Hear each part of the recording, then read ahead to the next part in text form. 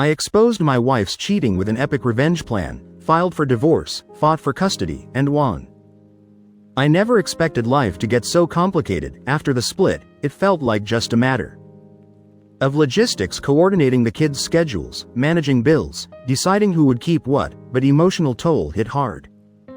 Especially when small reminders of the past, like a receipt or her perfumed scent, triggered a flood of memories. It felt like carrying an invisible burden every day, trying to stay steady for the boys. The turning point came when I realized it wasn't just about us anymore, it was about building a new normal for the kids. I had to let go of the anger, no matter how justified. It seemed the house full of memories became too tense. Tommy and I knew drastic changes were needed.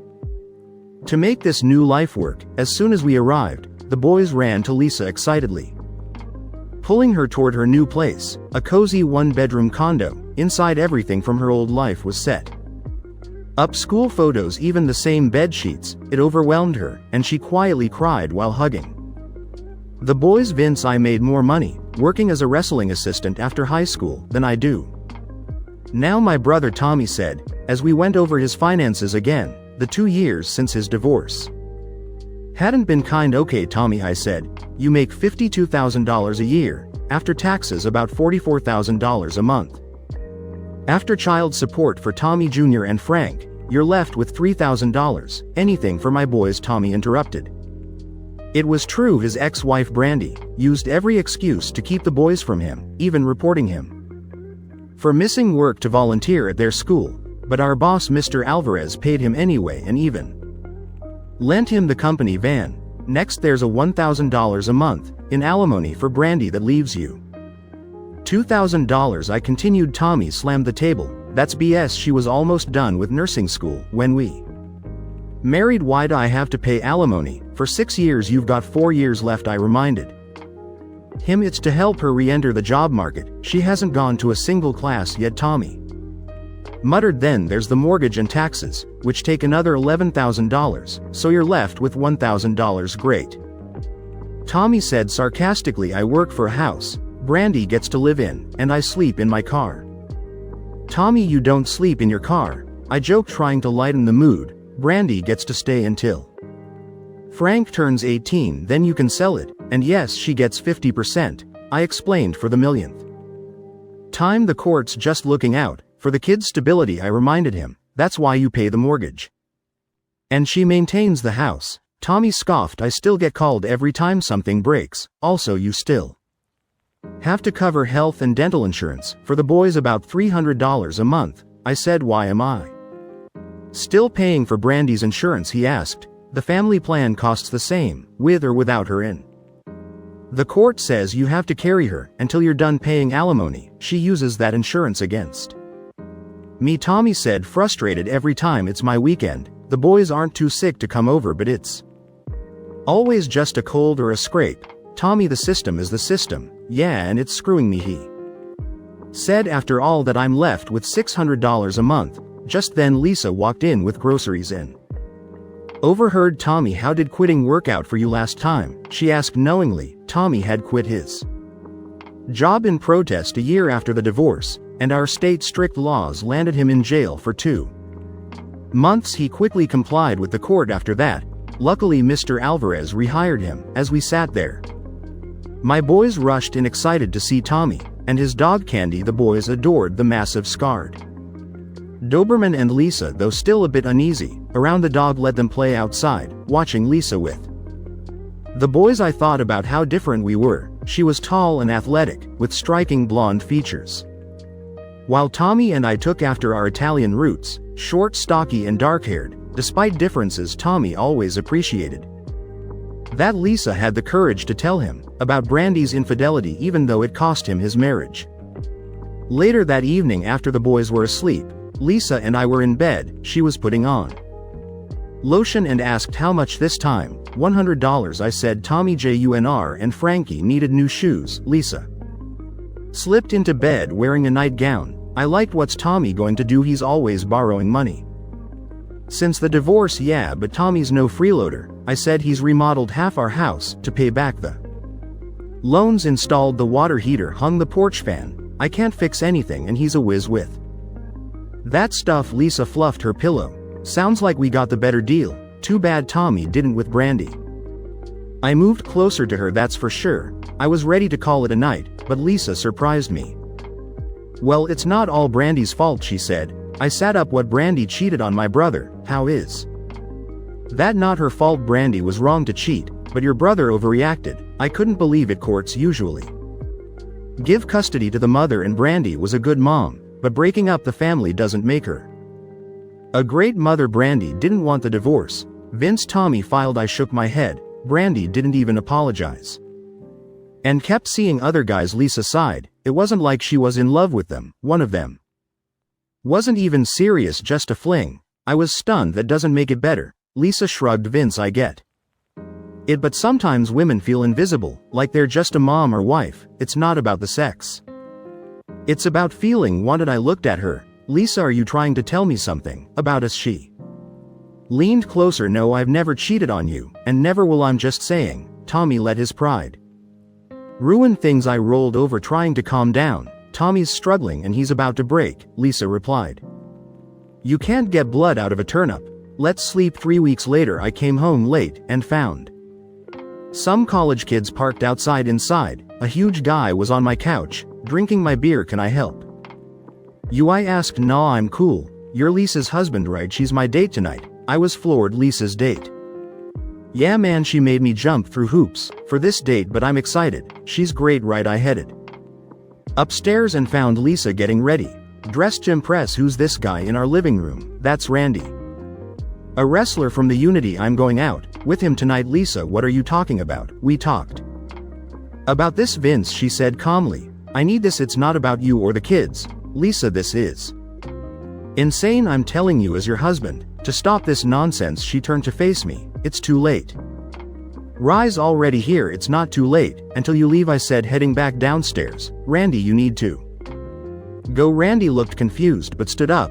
"Lisa told me you were cool with this." "I'm not, and I'd appreciate it if you left." Just then, Lisa came down. "Randy, please wait in the car." After he left, Lisa turned to me. "Vince, we talked about this. I thought you'd understand." I stood firm. "If you walk out that door, we're done. It's either me and the kids or that." She sighed. "You love me too much to let this end. Besides, nothing might even happen tonight." I stared at her. "Lisa, if you walk out that door, I'll make sure you regret it. I'm not my brother." Without a word, she walked out, leaving the door closed behind her. I sat down, trying to calm my racing heart. This whole situation felt unreal. I couldn't believe what was happening, but as I snapped out of it, I realized something surprising. My love for Lisa was gone, not replaced by hate, just nothing. What I felt most was fear of losing my kids. For a moment I thought about letting Lisa's behavior slide to keep the family intact, but I knew I couldn't accept her going out with other men.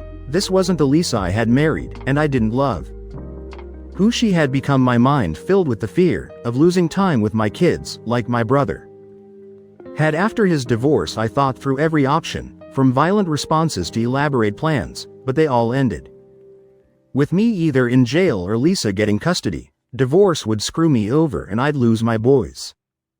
She had trapped me. Then I came up with a wild idea, something so unexpected it might short-circuit the person Lisa had become. I checked on the boys. They were asleep, then stood in front of the mirror.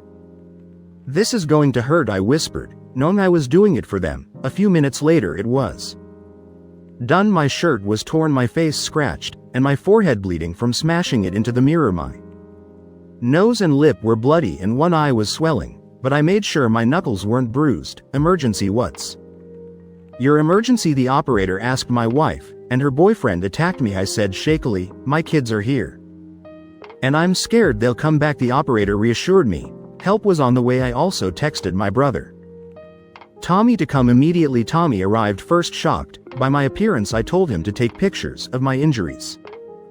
Then the police and ambulance showed up. His dog Candy wasn't happy with all the noise, so Tommy put her in the boys' room to keep them calm. By the time I returned home from the hospital at 3:30 a.m., the house was a mess. Tire tracks on the lawn, bushes trampled, and the porch railing damaged. Inside, Tommy was sitting with an ice pack on his face, his clothes torn and a cop was writing in her notebook or. "What happened?" I stammered. Tommy grinned. "Despite his injuries, you missed quite the night," he said. When Lisa came home with her boyfriend, things got out of hand. Lisa fought the cop and the boyfriend, and another guy jumped in. I tried to help but got knocked out. Then Candy tore into them, especially the boyfriend. She went straight for his lap," Tommy said, laughing. The chaos didn't stop. Their neighbors, who were military, came over and helped break up the fight before more police arrived. Eventually Lisa and her friends were arrested. My thoughts snapped. Back to my kids. "Where are the boys?" I asked. "They slept through everything," Tommy reassured me. The officer finished up and told me Lisa was facing multiple charges. She also reminded me to appear in court to get a restraining order. The next morning Tommy went to Home Depot to get new locks for every door. I closed all our joint accounts, canceled credit cards and Lisa's phone. After taking the kids to school, I filed for a restraining order, keeping Lisa 100 yards away from us. Then I hired a divorce lawyer, a tough one. I wanted the papers served before she even got out of jail, but the lawyer said there wasn't enough time. I was shocked when my lawyer started suggesting a separation, or even couples therapy. Is this the same guy who tore into my brother's ex? I thought I wanted a full-blown legal battle. "Look," he said, "we don't even know if your wife cheated.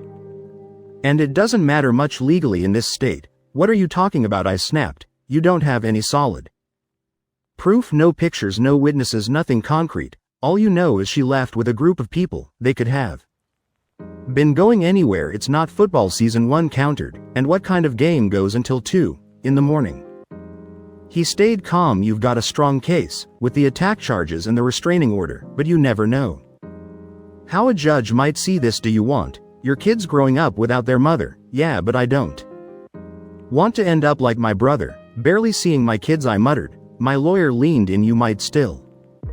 Even with your case, this is a no-fault state, and assets are split 50-50. I'll fight for you, but the courts are often biased toward the mother. Is there any chance you two could work this out?" I shook my head. "Just file the papers," I said, writing the check for his retainer. 2 days later Lisa got out of jail. I'm not sure who paid her bail. Probably a bail bondsman. They called asking if she could use the house as collateral. I refused. By then I had packed her stuff into her car, parked it down the street, and left the keys and title in the glove box. The voicemail started piling up. Lisa claiming she hadn't cheated, that it was all a misunderstanding. She was calm, as always, thinking she could talk her way out of it. But I knew she'd eventually try to use the kids against me. A few days later at the school where I volunteer, Lisa and Randy Moose appeared. Randy was still limping from Candy, my brother's Doberman. "Vince, be reasonable." Lisa said there was no cheating. Randy chimed in. "Dude, drop the charges. I didn't touch you, and this could ruin my scholarship." They both started talking over each other, getting louder. I held up my hand and showed a recorder. "You both need to back off. Randy, you're on bail for attack, and Lisa, you're violating a restraining order." Lisa tried to grab my arm. "Stop being dramatic. Let's talk," Randy blurted out. "Dude, if this messes up my scholarship, I'm going to eliminate you." I turned and headed back to my minivan when I hit the button for the automatic doors. 4 off-duty Metrop PD officers I'd hired as security stepped out. Randy went silent as they cuffed him, but Lisa started yelling, "Is this what you want? Vince, I'll take the house, your 401k, the kids, everything." She ranted until the patrol car came to take them away. I made sure my recorder had plenty of memory left. The next day I was floored to find out who bailed Lisa out. Tommy's ex-wife Brandy. She thought it was funny to use Tommy's alimony payments, which I had lent him, to bail Lisa out. Now Lisa was staying with Brandy in Tommy's house. Meanwhile Tommy and Candy moved into mine. My kids were confused but excited to have their uncle and his dog around. Lisa was fighting the divorce and restraining order, but she was running out of money for a lawyer. My lawyer had frozen her access to our funds. She was living off Brandy, but I knew that wouldn't last. One day Tommy came into my office. "Vince, just so you know, I'm going on disability." "Are you okay?" I asked, concerned. "Yeah, I've been having dizzy spells since that fight at your place. Turns out disability isn't subject to alimony, and child support is adjusted too." It didn't take long for Brandy to react. Her court date Didn't go well, her support was cut, and she was ordered to take over the mortgage. A week later Brandy showed up at my door with Tommy Jr. and little Frank. After sending the boys to play, Brandy said Lisa is staying with me and she's furious. She's planning to take everything kids' money house. Let her try, I said calmly. Does she even have a lawyer anymore? Brandy glared. Here's the deal, let's go back to the way things were. I'll convince Lisa to forgive you, and you get Tommy to pay what the court ordered. Forgive me, I scoffed. I don't want Lisa anywhere near me. Brandy raised an eyebrow. Does cheating run in your family? Ignoring her, I continued. You can take your deal and shove it. Tell Lisa I'm ready for a fight. Brandy, furious now, shouted, You're both fools. Lisa's cheating was nothing but a big makeout session. You're going to throw everything away over this. I stared at her silently as she tried to defend Lisa's actions, but I was done. Brandy finally blurted, okay. Maybe Lisa gave him head, but it was quick. In the car on the way home, she even made him wear a rubber for that, but that's it. No real sex, I swear. You can't expect her to get that guy all worked up and leave him hanging. Even Bill Clinton said heads don't count as sex, she added. I stayed quiet for a moment, then calmly replied, Brandy, this isn't helping. Come on, Vince, you've been with Lisa for 14 years. Once she gets an idea, nothing changes it. She didn't think it was cheating, and she wasn't going to do it again. She was disappointed with the date, and was bringing him home to tell you nothing happened. I shook my head. Something did happen. Not just the head, but Lisa disrespected our marriage and our family. I've lost all trust in her. Without trust, there's no marriage. She had multiple chances to choose us over her date, and she didn't. Now it's my turn, and I choose my family. Brandy went quiet for a second, then said, Vince, if you keep pushing this, you'll lose everything. Lisa will make your life hell, all because you can't get over some exaggerated makeout session. I bet you've done worse at a drunken office party. I looked at her, disgusted. I don't know what kind of Christmas parties you go to, but no secret Santa ever gave me head. For a $20 gift, Brandy muttered. Well, head would have been better than fruitcake. Thanks for the advice, Brand, I said. Tired of the conversation. Do you want me to get your kids? No, she said, walking away. Tommy can keep them until Monday. A few days later, I was in my lawyer's office, and he didn't look hopeful. What do you mean I might lose my kids? I asked, trying to stay calm. Unfortunately, we got Judge Reynolds, who's heavily biased toward mothers. Even with the restraining order and attack charges, you could still lose custody. He won't see her as guilty until she's convicted. This is a nightmare, I muttered. What are my chances? Not great, admitted this judge.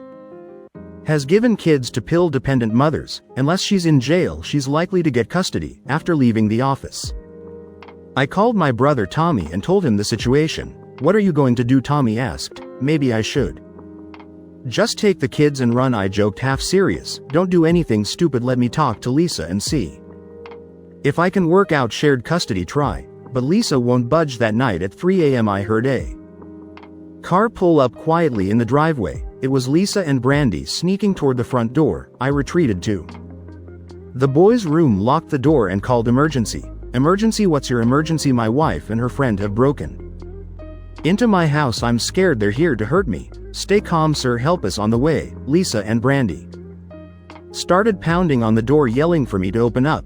I told the emergency operator I was on the second floor and couldn't escape. Find something to protect yourself, the operator urged as the door began to break.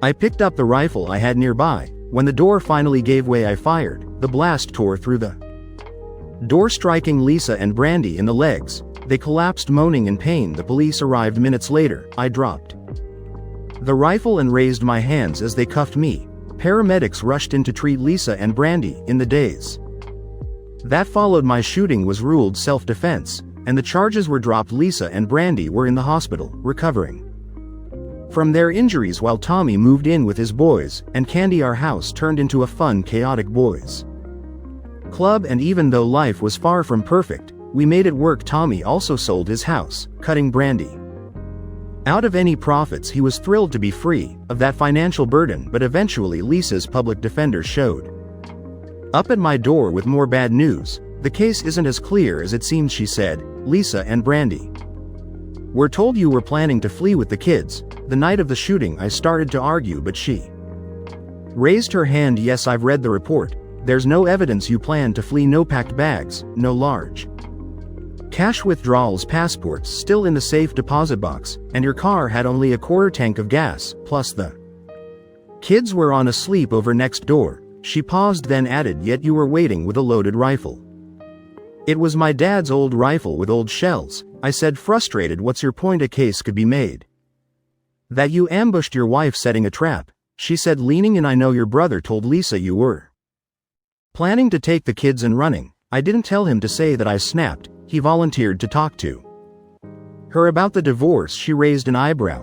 "You knew Lisa wouldn't let you take the kid you counted on her violating the restraining order." "That's ridiculous," I replied. "Which brings me to another point," she continued. "The restraining order might have been issued under questionable circumstances. You're dreaming if you think that'll work. Phone records will show my brother wasn't inside and he arrived just before the police. He'd pass a polygraph. Do you really think I'd let someone strike me just to fake an attack?" I added, irritated. "I'm not suggesting that," she said more calmly, "but a man desperate to keep his kids might bend the rules." I leaned back, shaking my head. "Ask my brother Tommy how fair the system was during his divorce." I didn't twist anything, ignoring that she continued. "The assistant state's attorney Asa has offered deals to both Brandy and Lisa. Whoever cooperates first gets reduced charges, and why would I help with that?"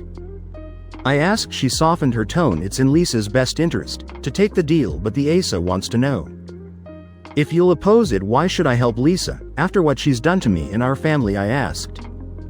Still angry, "She betrayed me. Everything is going your way," she explained. "If Lisa's convicted, you'll have full custody, but do you want your kids growing up without their mother? Do you want Lisa in prison for years? And what if the jury sides with her if she's found not guilty? None of this helps your case in divorce court." I crossed my arms. "Are you threatening me?" "No," she replied firmly. "I just want you to think about this one. If you agree, Lisa pleads guilty, serves 120 days, and gets 4 years of probation, you get custody in the divorce. 2. Think of your kids. They'll need their mother eventually. 3. You loved Lisa for 14 years and she gave you 2 great kids. Doesn't that count for something?" She paused, then asked, "Are you religious?" I blinked. "Raised Catholic Church every Sunday." "Why doesn't your faith teach you to hate the sin but love the sinner?" I took a deep breath. "I may hate the sin, but I'm not going to love the sinner in this case." She slid a file across the table. "This contains medical reports about Lisa, her mental health medications and more. It might explain some of her behavior." I glanced at it but pushed it back. "I'm an accountant, not a doctor. Let me explain it simply," she said. "After the surgeries, Lisa became depressed and her doctors found she was also slightly manic. Early menopause threw her hormones off balance, which likely influenced her poor decisions." I stared at her, stunned. "She's on medication now, and they've adjusted her dosage," she added. "So this is all because of menopause?" I asked, shaking my head. "No," she clarified. "It's not an excuse, but it does explain some of her actions." I stood up, looking at the window, at my kids playing. Despite everything Lisa had given me 2 amazing boys, did I owe her for that? Then I turned back to her. "Fine, I won't stand in the way of any deal, but here are my terms." She straightened up, listening closely. 1. Lisa doesn't fight the divorce. 2. She keeps her car and 35% of our savings after court costs. 3. I'll keep her on my health insurance, but she pays the deductibles. 4. I get full custody, and I decide visitation. I keep the house and my 401k. Done, she agreed quickly. "Send the papers to me, and I'll make sure Lisa gets them." Brandy wasn't so lucky.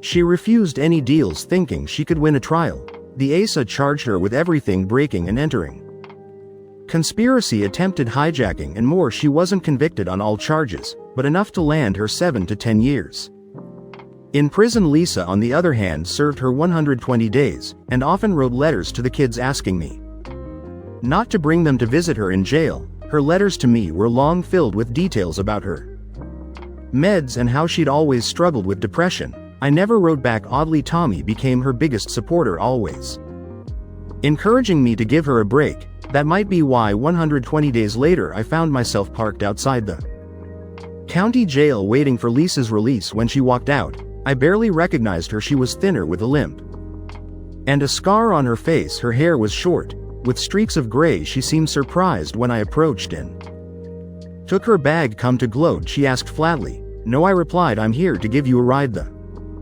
bus won't come for hours, she shrugged indifferent, and followed me to the car. After a silent ride, Lisa handed me an address for a halfway house. I kept driving without a word. Vince, this isn't the way to the YWCA, she said, confused. Got to make a stop first, I replied when we pulled into a familiar condo parking lot. Lisa gasped. She saw her car parked, with our boys and Tommy holding signs that said "Welcome home, Mom."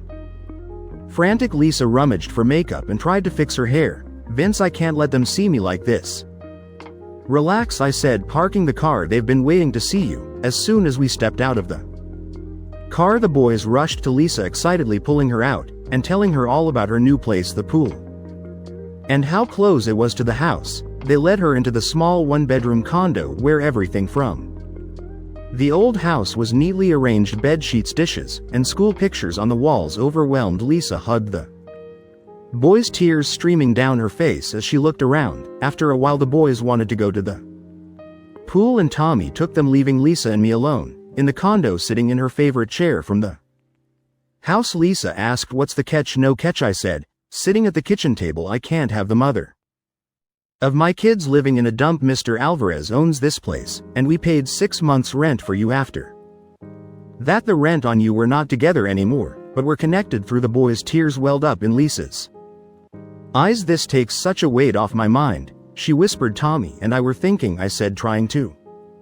lighten the mood. The house is full of boys, and it's like we're living in a zoo. We could use a den mother to help cooking, cleaning, you know. Lisa laughed. And this is legit? Totally, I replied. You'd see the kids every day? Really, every day? She asked, surprised. Yes, I confirmed. The house is just around the corner.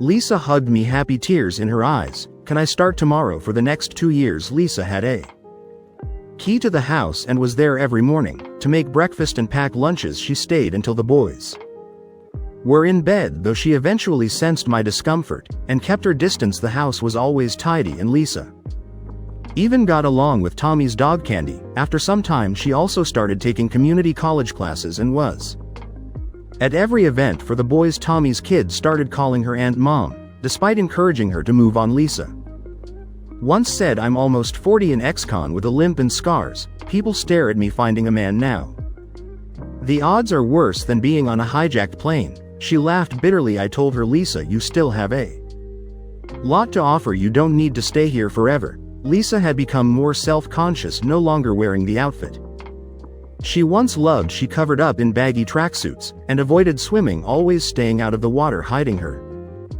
damaged legs. Then one day something happened. Tommy had taken the boys to a party and I was in the shower. After some yard work, I heard the door open. In Lisa's voice, I'm just putting towels on the racks.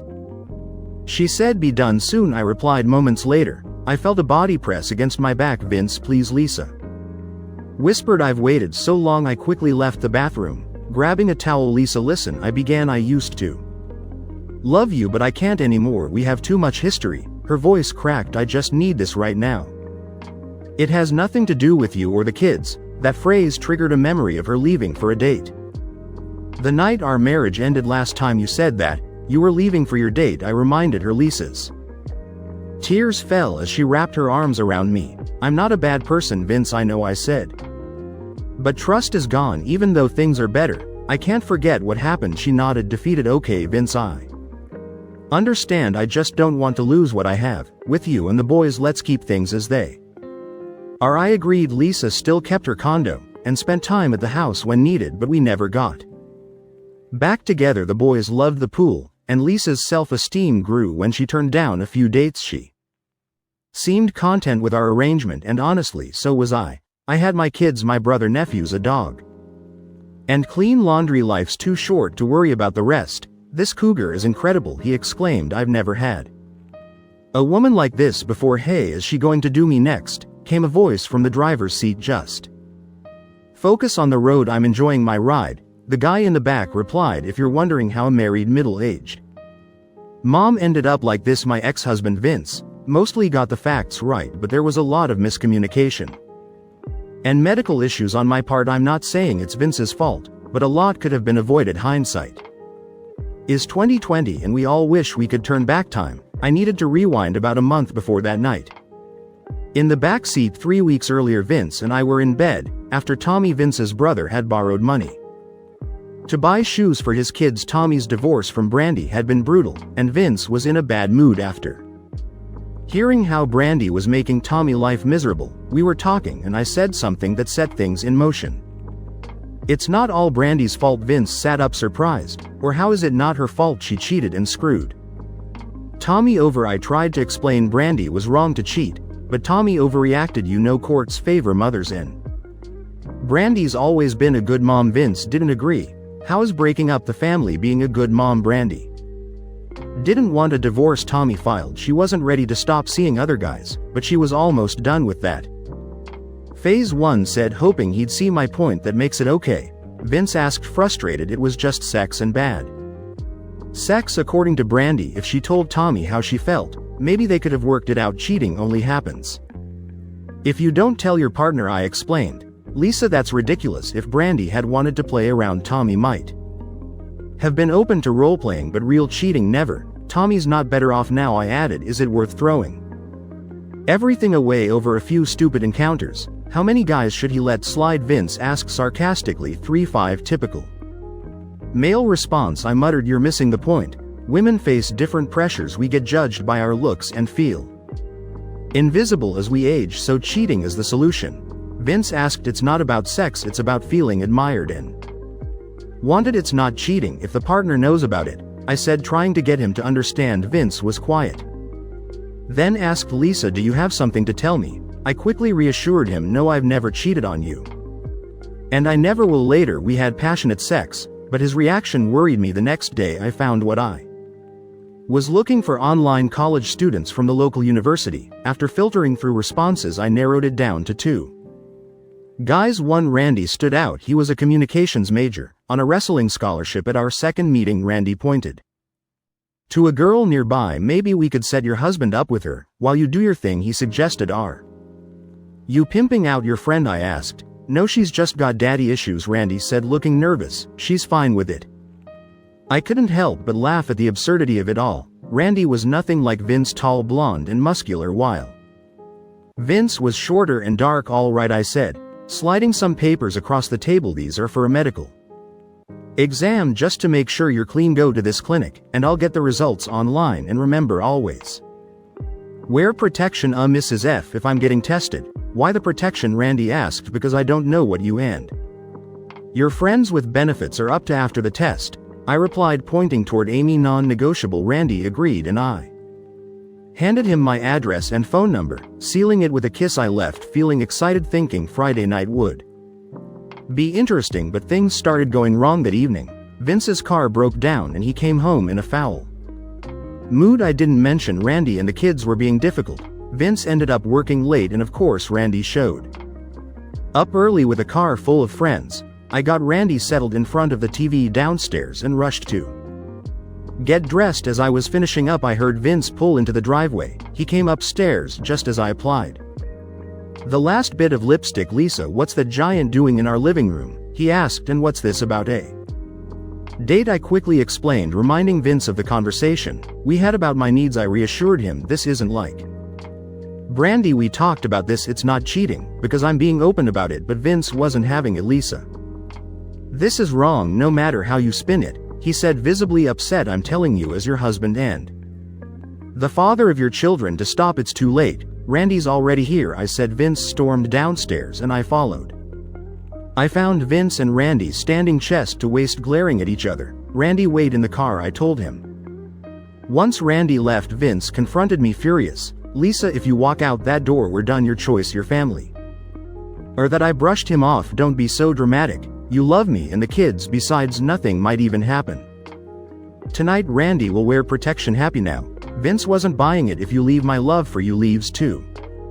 I was irritated. "Fine, let me go out this one time, and if you're still upset, tomorrow we'll talk." Vince didn't move. "Stop this now or we're done." I walked past him and opened the door. "The kids are in bed and dinner's in the microwave. Call if there's an emergency," I said, stepping outside. The night went downhill from there. Randy took me to a party, and while I initially enjoyed the energy of the young crowd, I quickly realized I Was out of place at the rave later. The loud music and smoke gave me a headache and I stepped outside for some air. Randy followed me, getting too handsy, but I insisted no glove, no love when he grumbled about forgetting the protection. I tried to handle the situation before it escalated, but honestly all I could think about was how much I wished I had stayed home. Maybe Vince and I would laugh about this one day if we ever got past it. He leaned in for a big kiss. That was amazing, you did great, Randy said. Sure.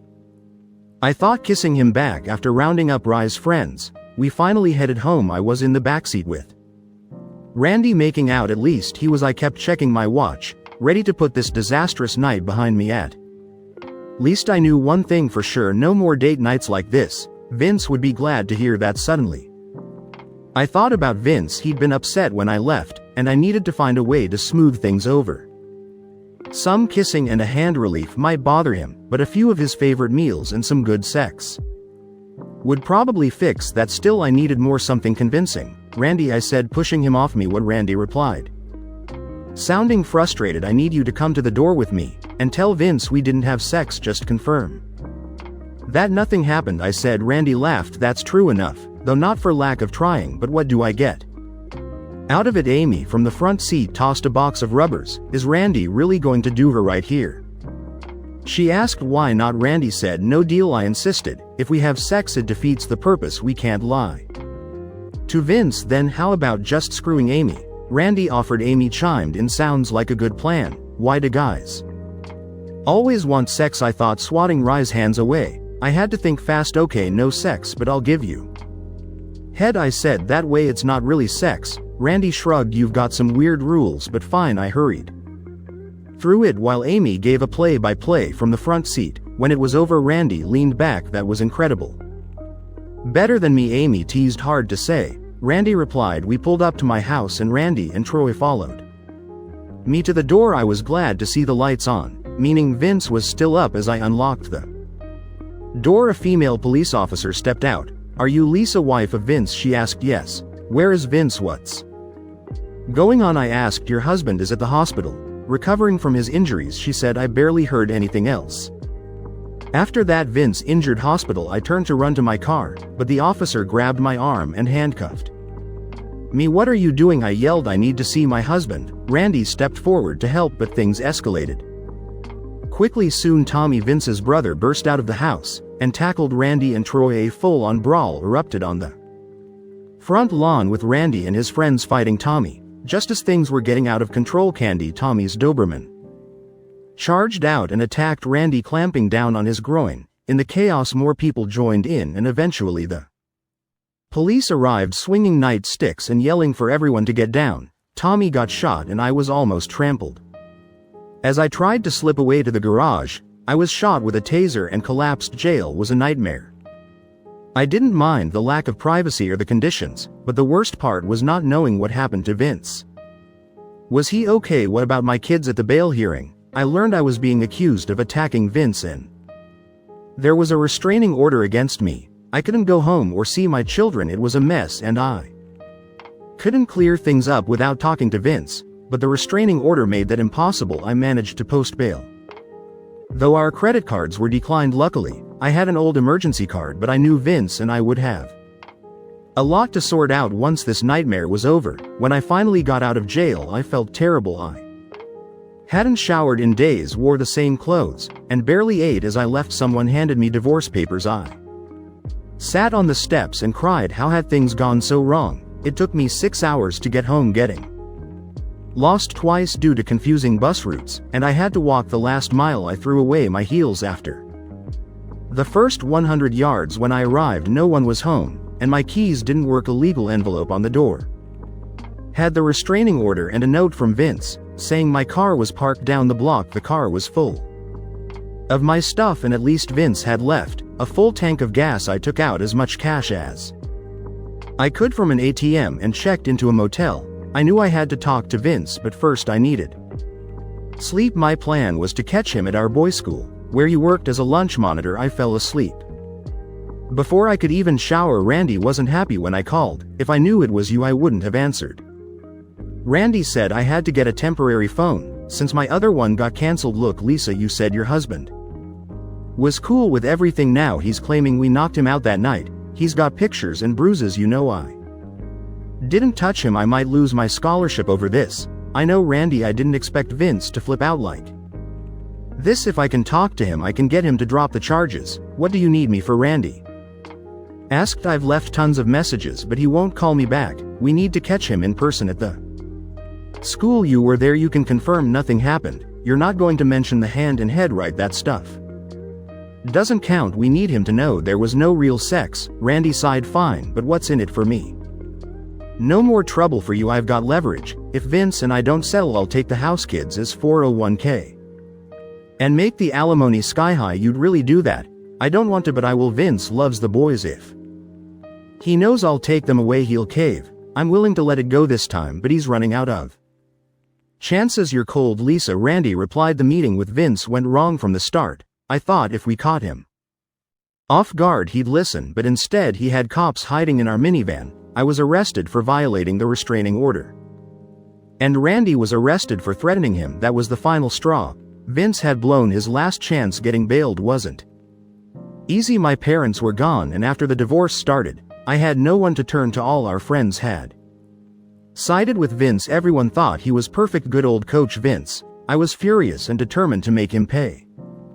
The next day I was shocked when Brandy, Tommy's ex-wife, posted my bail. She hugged me as I left the county jail. Close your mouth, Lee. You'll catch flies, Brandy teased. Thank you for posting bail, Brandy. You look great, I said. Brandy smiled and twirled. Thanks. I've got a job at a little shop downtown. It's barely minimum wage, but I love it, and Tommy's still paying me alimony. I use his money to buy new clothes. Plus it's fun to be around the customers. Well, you look amazing, I admitted. Could you lend me some money to get my car out of impound and for a few nights at a hotel? Don't worry about it. You're staying with me, Brandy replied, laughing. Besides, Tommy's borrowing money from Vince, so technically it's Vince who's paying for everything. That's karma. I was stunned. What do you mean? We're in the same boat. Cheating, stepping out. We both got caught having fun, Brandy continued. I wasn't cheating. Vince and I talked about it. He never said no, so I thought he was fine with me dating. Brandy raised an eyebrow. Really? I didn't know Vince was like that. If Tommy had let me have my flings, we might still be married. Well, Vince didn't exactly say yes, but he didn't say no. I took that as permission, but he changed his mind at the last minute. Brandy shook her head. That's rough. I even lined up a cute co-ed for Vince to keep him busy while you had your date. Too bad he blew it. Yeah, and after all that planning, my date was a disaster. I said. It was awkward and gave me a headache. I didn't even want to be there. Brandy nodded. Most guys are idiots, but I still like the attention. No, I didn't sleep with him. I just gave him a hand relief so he'd tell Vince nothing happened. I confessed. Then I gave him head on the way home to make sure he'd V for me, but that's it. And now Vince is pulling this crap. Brandy smirked. Don't worry, Lisa. Once you get that fat check in the house, all this drama will be worth it. I used Tommy's 401k to go on a cruise, and it felt amazing. I stayed with Brandy at her McMansion where she lived off Tommy's payments. My nephews were great, but made me miss my boys even more. I could only see them from afar at school, watching with binoculars from 102 yards away. It was heartbreaking. The legal battles dragged on. Vince's lawyer was stalling everything, and I was running out of money. I couldn't keep a lawyer since I couldn't pay the retainers Vince kept renewing the restraining order, keeping me from my kids. I was determined to clean him out in the divorce once I found a lawyer who would take my case. Tommy pulled a scam, claiming a medical injury to avoid paying Brandy alimony. It took her a month to drag him back to court, where she got the short end of the stick. The court stopped the alimony, reduced child support, and made her take over the mortgage. She had to work full-time at a fashion shop, but it didn't pay much. Brandy tried to convince Vince to talk Tommy into returning to work, but no luck. She brought up a Christmas party right after Vince and I got married, reminding me of how drunk I was and how some guys were hitting on me. Vince didn't think it was funny when they were all over you, she said, laughing about how Vince got their cars towed that night. I barely remembered, but it took me 2 weeks to get back in his good graces. The day before my divorce hearing, I found a young lawyer willing to represent me, though I had to promise him part of Vince's 401k. Brandy Was thrilled to hear my case got assigned to Judge Reynolds, who had a reputation for being sympathetic to wives and mothers. She was convinced I'd get custody of the house and a good settlement, just like her Tommy stopped by that night trying to get me to settle with Vince. Screw him, I said, still angry. I'm going to get everything in court, Tommy warned me. That pushing Vince too hard could backfire, but I wasn't listening. Later that night Brandy and I snuck into the house to get the boys, thinking possession was 910 of the law. Brandy had swiped a key from Tommy, but the boys' room was locked. And Vince was awake. Furious, I pounded on the door, threatening to break it down. Then out of nowhere there was a loud boom and the door exploded. I fell on the floor in pain. With smoke filling the room, I saw Brandy next to me, both of us hurt from Vince's rifle blast. When I woke up in the hospital bandaged and handcuffed, I felt like my life was over. I had lost my kids, my legs were damaged, and my future looked bleak. I fell into a deep depression and was put on self-destruction watch. Eventually I started hormone therapy through a clinical trial which helped stabilize my mood for the first time in years. I wasn't constantly swinging between highs and lows. One day a public defender came in and offered me a deal: plead guilty, testify against Brandy, and get time served with probation. If I refused, I'd face a much longer sentence. She didn't sugarcoat it. If I went to trial, I'd be stuck in prison for years, but pleading guilty would cost me custody of my kids, and Vince would get everything in the divorce. I felt trapped. When I asked for time to thank, she told me I had until she reached the door. Brandy's getting the same deal.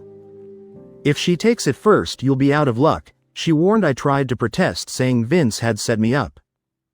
But she wasn't having it. Princess, if you want sympathy, look in the dictionary, she said coldly. Feeling hopeless, I knew I didn't have much of a choice. Everything I had wanted, to feel young, have fun, had spiraled out of control, and now Vince was getting everything. It wasn't fair, but it was the reality I faced. The public defender gave me a hard look. Princess, I know the meds and therapy are making you feel better, but let's be real, you wanted to cheat on your husband and convinced yourself he was okay with it. You were going to go through with it whether or not he approved. You got caught and now you're stuck. Sure, your husband's story isn't great either, but you have to deal with reality, not what's in your head. No one was hurt by what I wanted. It's just unfair, I protested. Fair justice isn't fair, it's blind. This isn't a TV show where people search for the truth. It's quick and dirty justice, so decide.